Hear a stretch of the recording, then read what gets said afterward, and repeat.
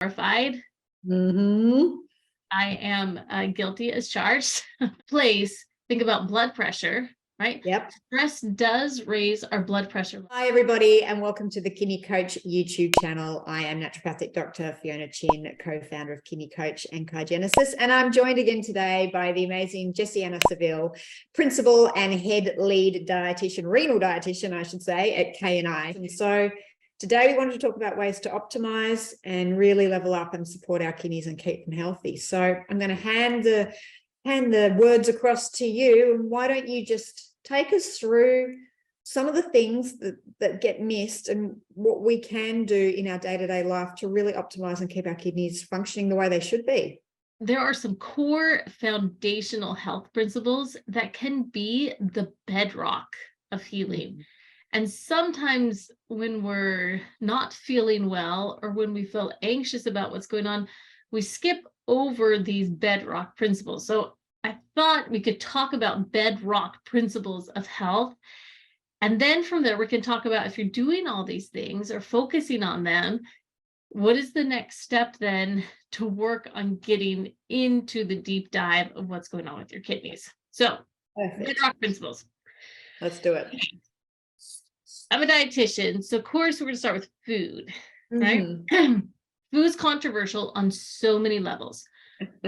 One, in the kidney disease world, in all the world, right? Food is like this massive controversy, and so many things are demonized, and so many practices are thought to be the miracle, and it can be so incredibly confusing for people.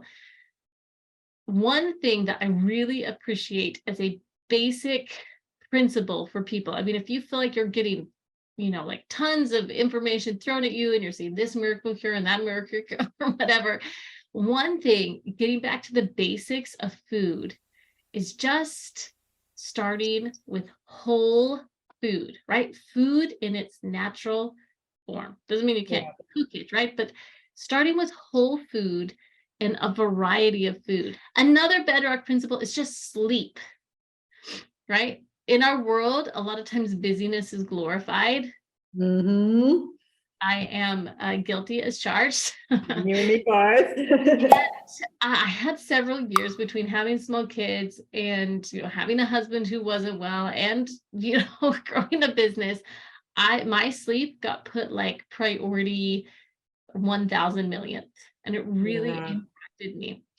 And I noticed personally that when I started making sleep a priority, turned off my devices at nighttime, making sure that I really cared about getting to bed. For me, like reading or journaling before bed is actually really relaxing, or I like to have a cup of tea before bed. That's really nice for me. Yeah, me too. When I started prioritizing my sleep, I saw things shift for me that were really, really like impressive. Like just my brain cleared up. And I was like, wow, where has this, acuity been? If you're dealing with a chronic disease like kidney disease, whether it's autoimmune or driven by diabetes or hypertension, one place to stop and think about is your sleep, right? Mm-hmm.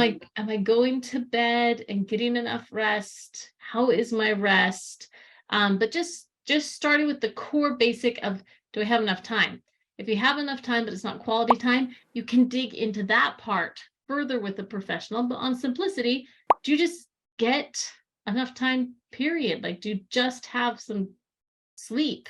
Third thing, which is a huge piece, and I personally feel like this is especially an important piece for the kidney disease, and that is our stress management. Oh, hallelujah, yes. This one, I just cannot overemphasize this piece of stress and our mindset on our kidneys. And I think there's so many links that you can take to it. And there's actually some super good research on this too. But I mean, if you just on the very most simplistic place, think about blood pressure, right? Yep. Stress does raise our blood pressure levels. But if you dig in a little bit further, when you're stressed, and we've talked about this before, you start driving your cortisol and your fight and flight response, and those 100% impact the kidneys. I very fully much believe that.